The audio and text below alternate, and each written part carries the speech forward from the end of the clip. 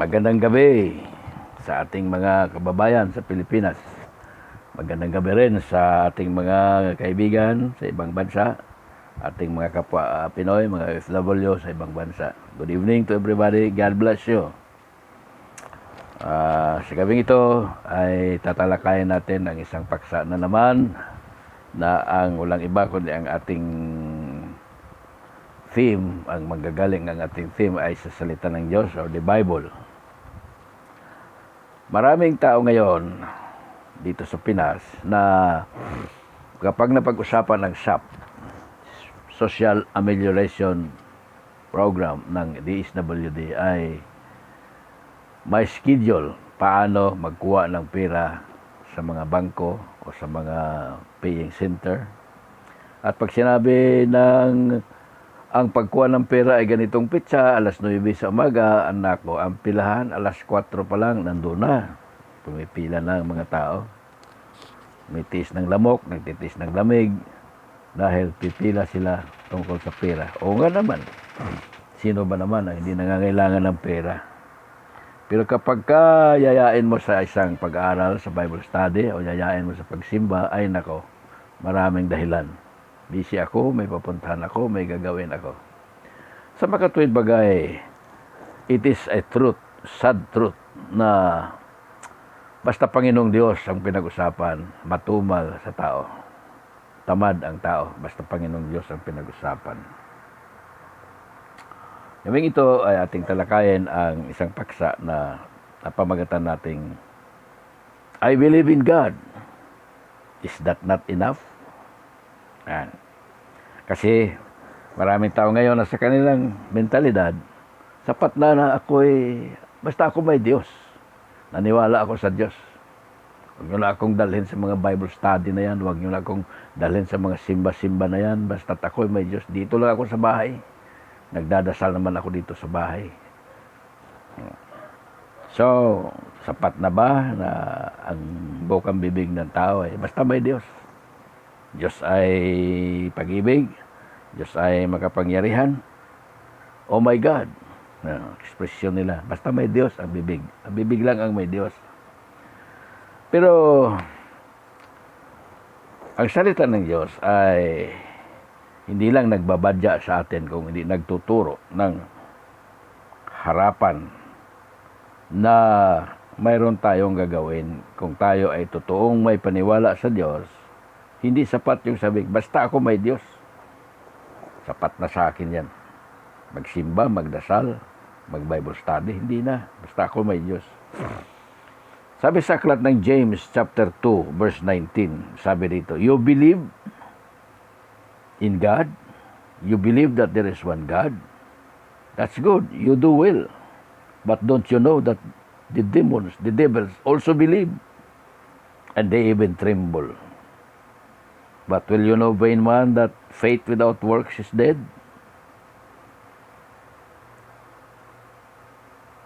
The body without spirit is dead, so also faith without works is dead. Ang faith na sinasabi sa Biblia ay may kaakibat na action, may kaakibat na paggawa.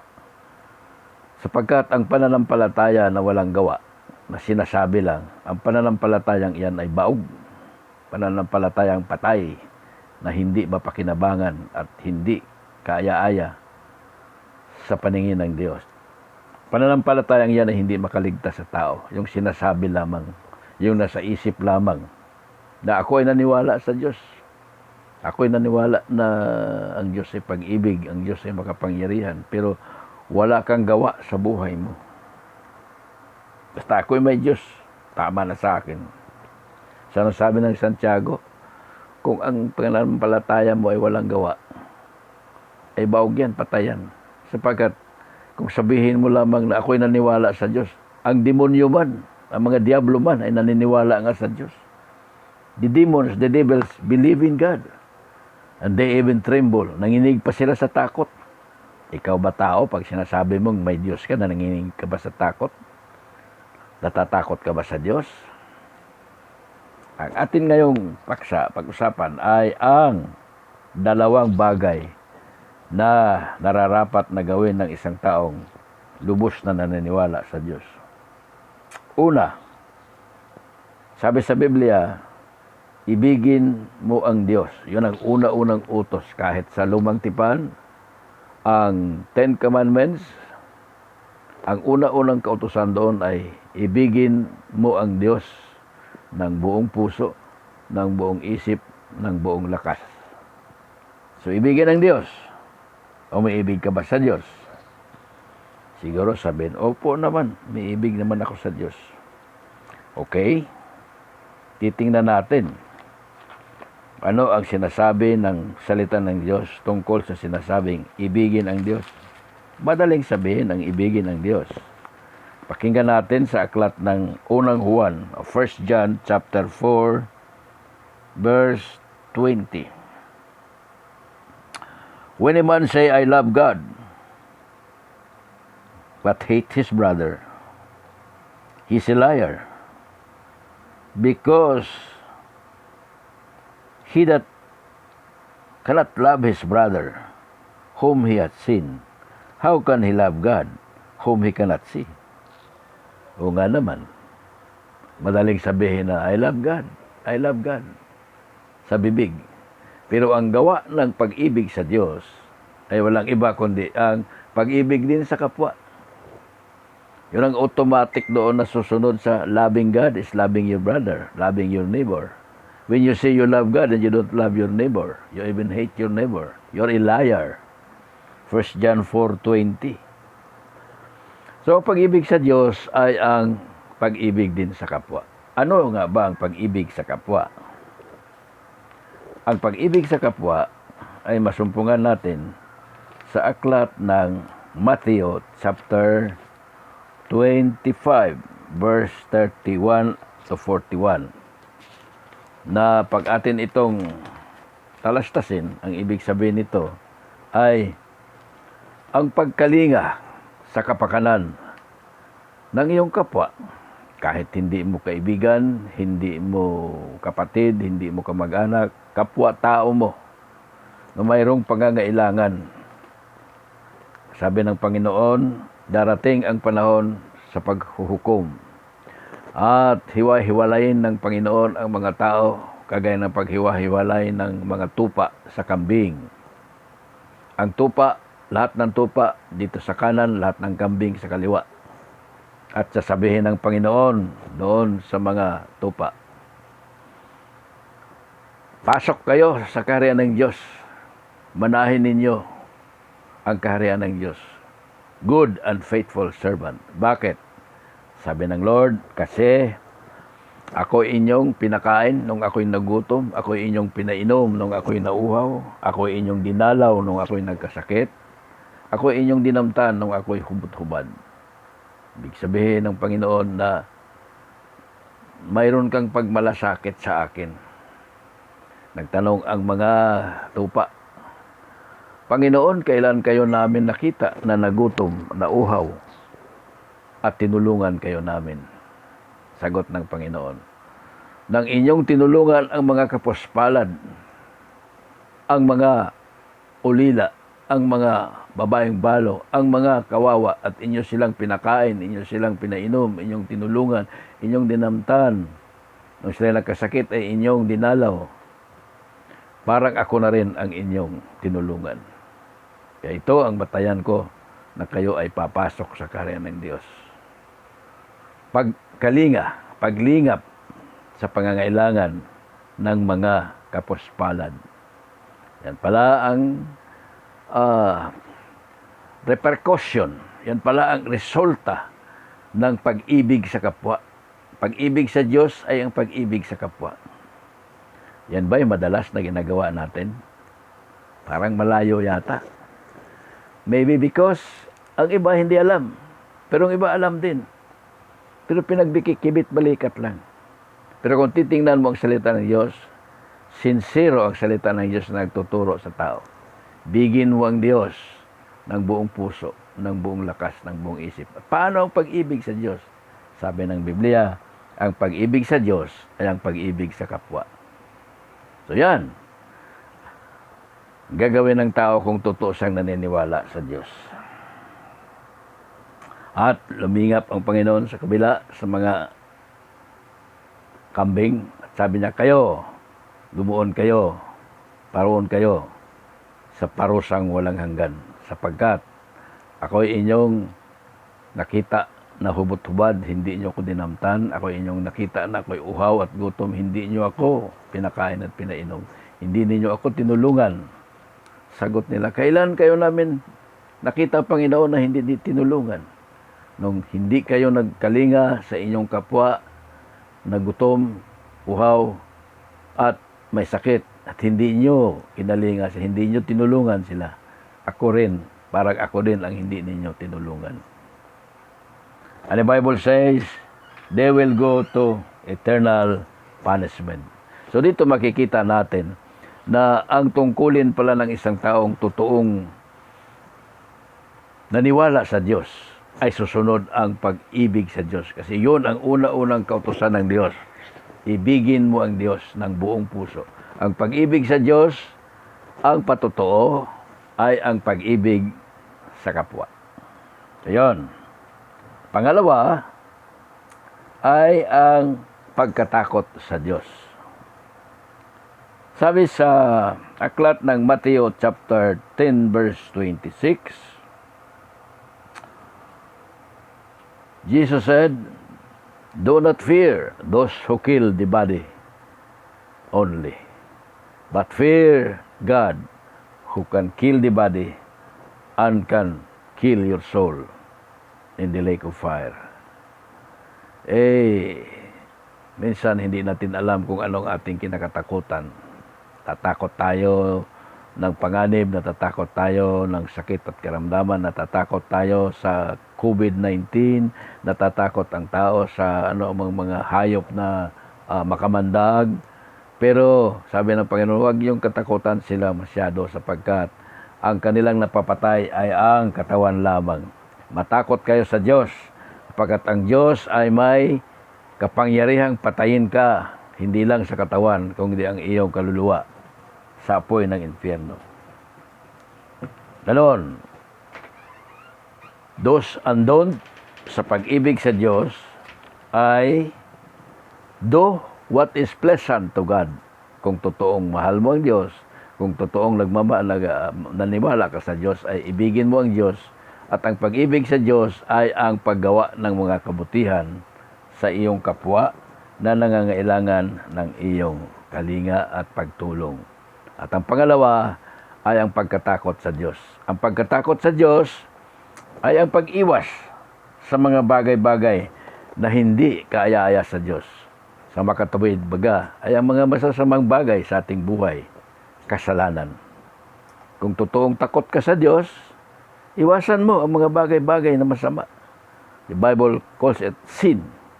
Marami yan, sins in our lives. Kaya basahin mo ang Biblia, makikita mo dyan ang mga kasalanan. Kaya kung minsan may mga pastors, may mga evangelist na nangangaral, hindi lang sa mga evangelistic crusade, kung hindi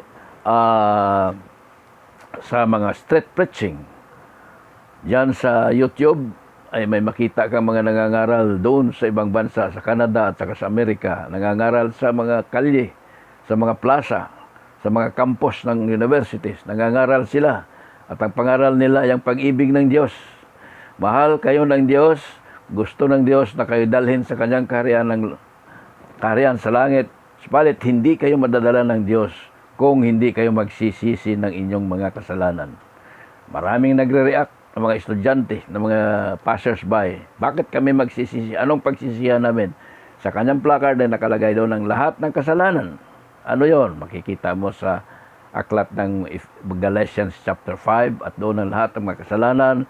Adultery, fornication, lying, covetousness, revenge, etc., etc., living in, homosexuality, lalaki sa lalaki, babae sa babae, same-sex marriage, abortion, fornication, adultery, premarital sex, etc., etc. Nandun lahat na nakalista mga kasalanan at maraming nagre-react. Bakit sila nagagalit? Sapagkat sabi nila, sa amin, sa Katoliko, ang aming pare, hindi nangangaral ng ganyan. Basta kami magsimba, magdasal kami, mag-cross kami doon. At pagkatapos, mag-peace be video, uwi na kami, nagsimba na kami. Sapat na yon. Sa amin naman sa born again, ang aming pastor, hindi naman nangangaral ng ganyan. Sa iyo, marami kaming naririnig na rebuke na huwag magawin yan. Sabi ng pastor, itong nakasulat sa Biblia. Except ye repent, sabi ni Jesus, ye shall perish. Kung hindi ka magsisisi ng kasalanan ay mahuhulog ka sa apoy ng impyerno. At yan ang purpose namin na ipangaral sa inyo. So ang reaksyon ng iba, ang pangangaral mo ay masakit, nasasaktan kami. Kaya nga, sabi ng pastor, gusto naming madala kayo sa langit. We love you. We do not want you to suffer in the lake of fire because of your sins. Kaya narito kami upang kayo ay babalaan na kung magpatuloy kayo sa buhay nyong yan, i-enjoy kayo sa buhay nyong yan, darating ang panahon na kayo mamamatay, magising kayo, nandoon kayo sa apoy ng impyerno. We don't want you to go there. Gusto namin, dahil mahal namin kayo, gusto namin na magbago kayo. The Bible says, repent. Repentance is a change of mind. Magbago ng pag-iisip patungkol sa relasyon sa Diyos, na gumawa ka ng mga bagay-bagay na ikinalululuhati ng Diyos. Mga bagay-bagay na matutuwa ang Diyos. Ano? Ang pag-ibig sa kapwa. Ano ang pag-ibig sa kapwa? Ang pagtulong sa mga nangangailangan. Ang pagtulong sa mga kawawa na iyong kapwa-tao. At ang pangalawa ay ang fear of the Lord. Ang pag-iwas sa kasalanan. Ang pag-iwas sa anumang uri ng kasamaan. Yang dalawang yan, kung magawa natin yan, nagpapatotoo na tayo naniniwala sa Diyos at nagmamahal sa Diyos at natatakot sa Diyos. So, hindi pala sapat na sabihin mo, I believe in God. That is enough. No sir, no ma'am, that is not enough. When you truly believe in God, you must do things that will glorify God. You must do things that pleases God. And you must avoid things that displeases the Lord. What? Gawin mo ang mga bagay-bagay na ikaluluwalhati ng Diyos at iwasan mo ang mga bagay-bagay na ikasasama ng loob ng Diyos. In other words, do's and don't lang naman yan. If you truly believe in God, there is a do's, there is a don't. Do this, don't do that. Yun lang naman ang gusto ng Panginoon. Sapagkat maraming tao ngayon ang maririnig mo, hindi ako nagsisimba, pero ako naniniwala sa Diyos. Ako, hindi ako nagba-Bible study, pero ako naniniwala ako sa Diyos. Hindi ba sapat yun na ako may Diyos, bibig ko may Diyos? Oh my God! OMG ang iba eh. Hindi na oh my God eh. OMG na lang eh. Shortcut eh. Gusto ng tao lagi, shortcut ang Panginoon. Yun bang instant lang? Instant na believe in God. Malangit na kami. Kaya usually marinig mo, Happy birthday, Lola in heaven. Happy birthday, my cousin in heaven. Happy birthday, my friend in heaven. How do you know that he is in heaven? How do you know that she is in heaven? That is only a proposition. I suppose that nandoon sila sa langit. No, sir. Bible says, ang pagmana sa kaharian ng Diyos ay mayroon kang gagawin at mayroon kang hindi gagawin. Pero kung gagawin mo ay ang gusto mo lang na hindi ikatutuwa ng Diyos at hindi mo gagawin ang ayaw mo na yun naman ang ayaw ng Diyos, eh hindi ka makarating sa langit. Going to heaven ay walang halaga kang babayaran because going to heaven is paid for by Jesus Christ in the cross of Calvary. Binayaran niya ng kanyang buhay sa cross upang bayaran ang ating kasalanan. Ngunit kailangan kang maniwala, sumampalataya sa Panginoong Diyos.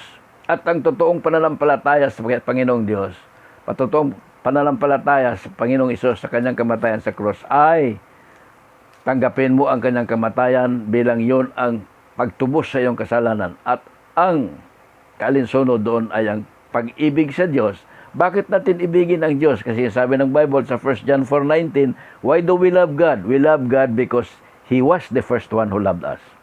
Una siyang nagmahal sa atin. The Bible says, hindi pa nga natin sa kilala. Pero kilala na tayo ng Diyos. Hindi pa nga natin sa minahal na tayo ng Diyos. Una siyang nagmahal sa atin. Kaya dapat lang na tumbasan din natin ang pagmamahal ng Diyos. Anong pagmamahal ng Diyos sa atin? Tingnan mo ang cross. Jesus was there, hanging on the cross, suffering so much pain. The pain that is so unbearable. Excruciating pain on the cross of Calvary. Marami siyang sugat at maubos ang dugo niya doon. He will die of hemorrhage, maubos ang dugo. Napakasakit na kamatayan. Why did He do that? He do that because of His love. For God so loved the world that He gave His only begotten Son, so that whoever believes in Him shall not perish in hell, but will have everlasting life in heaven. Yun ang pag-ibig ng Diyos sa atin. At kung siyang unang nagmahal sa atin, we will reciprocate with love also. Ibigin din natin siya sapagkat yun ang unang utos ng Diyos sa Old Testament, the Ten Commandments. Number 1 is to love your God. Ibigin mo ang Diyos. At anong pag-ibig sa Diyos? Dito ay atin natalakay na ang pag-ibig pala sa Diyos ay mayroon kang dalawang gagawin. Ibigin ang kapwa at tulungan ang kapwa. At ang pangalawa ay ang pagkatakot sa Diyos. Katakutan mo siya sapagkat ang Diyos hindi lang pag-ibig. God is not only a God of love, He is also a God of wrath. There will come a time kapag i-reject mo ang pag-ibig ng Diyos, deny mo ang pag-ibig ng Diyos, God will also deny you. And during the time of judgment, the Bible says, there will be a time that man will die. It is appointed for every man to die. But after that, you will face judgment. The judgment will be the wrath of God. Everyone who is not found written in the book of life will be thrown into the lake of fire. My friends, fellow Christians, fellow citizens of the Philippines, or brothers and sisters abroad, wherever you are, this is our message tonight. To say, I believe in God is not enough. Because the devil also believes in God, and the devil even trembles. That's why, to love God, we must adhere to what the Bible says. Support your brethren, support your brother, love your brother, feed him if he needs food, give him drink if he needs drinks, visit him if he's sick. But when you don't do this, when you say, I believe in God, is not enough, because when you truly believe in God, there will be works in your life. In James chapter 2 verse 19 says, do you believe there is one God? Yes, that is right, but it is not enough. The devils also believe, and the devils even tremble. So that in James 2:26, if your faith has no work, that faith alone is dead.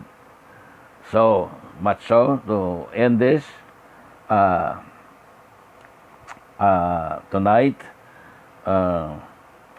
when we say we believe in God, there must be good works to follow. There was a pastor in Houston, Texas, which he said, John 3:16, for God so loved the world, He gave His only begotten Son, that whoever believes in Him shall not perish but have everlasting life. There you go. We believe God, that's all. We believe God, we have everlasting life. Ha ha ha. He made a great mistake. Just to believe God is enough? No. No. The devils also believe. And the devils have even an edge to you. He even trembles. He trembles in God. So believing in God is not enough. You must do things that will glorify God. And you must avoid things that displeases God.